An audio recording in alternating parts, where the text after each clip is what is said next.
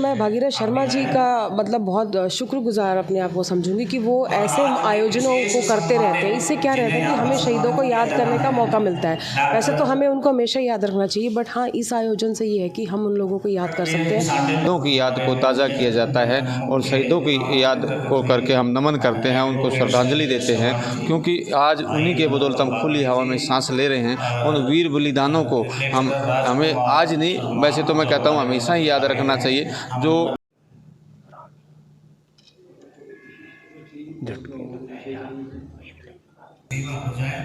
ऐसे लोगों को जहाँ अपना काम करने में आनंद आता है। नमस्कार, मैं हूं अजीत सिंह भिवानी और मेरे साथ आज कैमरामैन दिखा रहे हैं सभी को नमस्कार। हरियाणा केसरी न्यूज़ पर आपका स्वागत है। इस वक्त हम हांसी गेट के रामकुंज में खड़े हैं। आज 23 मार्च है, जो कि आज के दिन भारत के शहीद के जो मतवाले हैं उनको आप अच्छी भली बातें जानते हैं। शहीदी दिवस मनाया जा रहा है यहाँ पे, और उसके उपलक्ष्य में कवि महोदय, बड़े अच्छे नामधारी जो हैं, बड़े प्रसिद्ध कवि जो है अपनी रचना सुनाएंगे शहीदों के ऊपर। और भिवानी शहर के जाने माने जितने भी प्रसिद्ध हैं, समाज सेवक हैं और पॉलिटिशियन हैं, वो सभी यहाँ जाने माने लोग यहाँ पहुँचे हुए हैं और अंदर का हाल हम आपको दिखाएंगे। हाँ जी, आपका शुभ नाम? मैं गोवर्धन आचार्य, अवकाश प्राप्त मुख्य अध्यापक हूँ सरकारी सर्विस से। और आज मैं यहाँ श्री रामकुंज में शहीदी दिवस के उपलक्ष्य में हो रहे 48वें शहीदी कवि सम्मेलन के लिए आया हूँ सुनने के लिए। आज का दिवस हिंदुस्तान के इतिहास में एक अमर दिवस है। इस दिन उन 3 भारत माँ के लाडलों ने अपने प्राणों की कुर्बानियाँ दी थी, जिनको ये देश भुला नहीं सकता है। स्वयं अपने जीवन की कुर्बानी करके देश को आज़ाद करने की जो लालसा भगत सिंह, राजगुरु, सुखदेव में रही, ऐसा अनुपम उदाहरण देखने को मिलता नहीं है। देखिए, उन्होंने पार्लियामेंट में बम डाला। वो चाहते तो भाग सकते थे, गिरफ्तारी नहीं दे सकते थे, लेकिन उन्होंने कहा कि मैं भागूंगा नहीं, गिरफ्तारी दूंगा। क्यों? क्योंकि दुनिया के अंदर मैं जो संदेश पहुंचाना चाहता हूं कि अंग्रेज़ों ने हमारे ऊपर क्या क्या जुल्म किए हुए हैं, ये इस गिरफ्तारी से ही पता लग सकता है। इसलिए वो गिरफ्तार हुए और अंग्रेज़ों ने उनको फांसी की सज़ा दी। तो अभी आपने देखा आचार्य जी, गोवर्धन जी ने बड़े समाज सेवक रहे हैं, रिटायर्ड अध्यापक भी हैं, और इन्होंने भगत सिंह जी के बारे में विस्तार से बताया। आज 23 मार्च है, तो उसी के उपलक्ष्य में रामकुंज में काफ़ी शहर के गणमान्य लोग यहाँ आए हुए हैं। कवि सम्मेलन कुछ ही देर में शुरू होगा। तो हरियाणा केसरी न्यूज़ नेटवर्क भिवानी। कि मैं आज 48वें साल में हमारे के साथ लेकर के, और मैं यहाँ इस भिवानी शहर को जिंदा क्रांतिकारियों से मिलवा पाने में समर्थ हुआ। सर्वप्रथम संस्था का हमने स्थापित किया था 1975 में, जबकि मैं उससे भी 5-7 साल पहले लगा हुआ था। संस्था का गठन तो हमने बाद में किया था।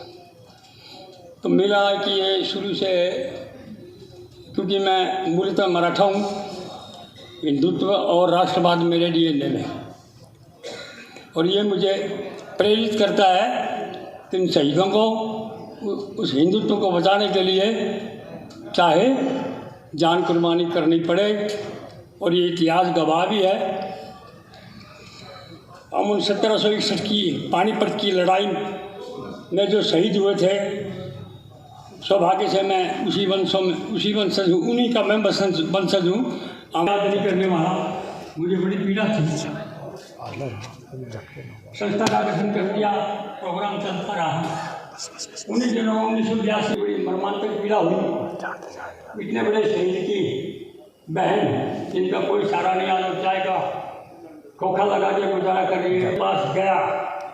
जी का मतलब बहुत शुक्रगुजार अपने आप को समझूंगी कि वो ऐसे आयोजनों को करते रहते हैं। इससे क्या रहता है कि हमें शहीदों को याद करने का मौका मिलता है। वैसे तो हमें उनको हमेशा याद रखना चाहिए, बट हाँ, इस आयोजन से ये है कि हम उन लोगों को याद कर सकते हैं। हमारे जो गणमान्य लोग जो आए हैं और उनसे आज जो 23 मार्च है शहीदी दिवस, उस पर तो हम उनसे वार्तालाप करते हैं।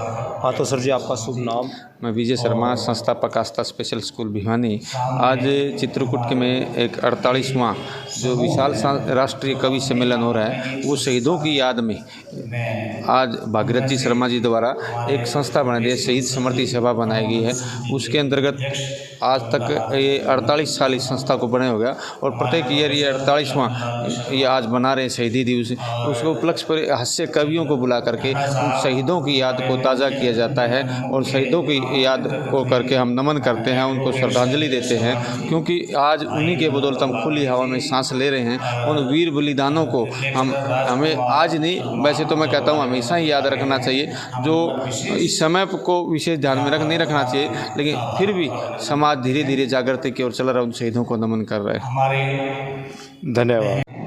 तो आज जो कवि सम्मेलन है, जो अपने शहीदी दिवस के उपलक्ष्य में, जो आज 23 मार्च है, और रामकुंज में जो भिवानी शहर के बड़ी हस्तियां हैं, जो हैं समाज सेवक भी हैं, वो सभी आए हैं। और हमारे यहाँ समाज सेवक भी हैं बहुत जानी मानी जो हैं, और उनसे हम वार्तालाप करते हैं आज 23 मार्च के उसमें। हाँ, तो मैडम अपना पूरा नाम? जी, प्रिया सीजा।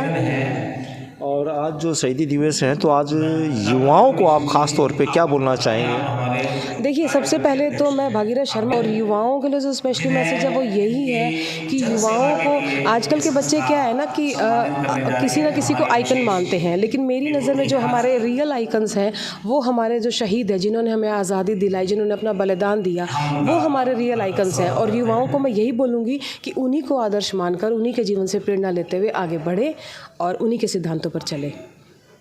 तो आज ये जो कवि सम्मेलन है, इसमें जो हास्य व्यंग भी होंगे और कवि ये जो है शहीदी दिवस पे भी होंगे, तो आप इसमें कवि सम्मेलन में इंटरेस्ट सुनने आए हैं या मतलब इसको वो बताओ?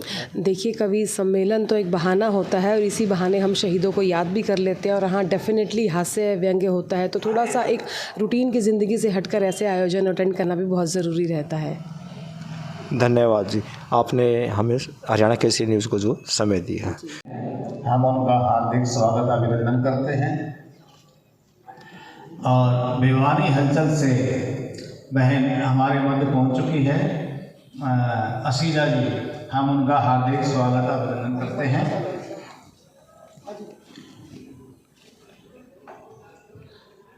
श्री पराग शर्मा पंडित, श्री राजकुमार जी प्राचार्य मंच पर आए और वो आचार्य जी से निवेदन है कि वो भी मंच पर आए।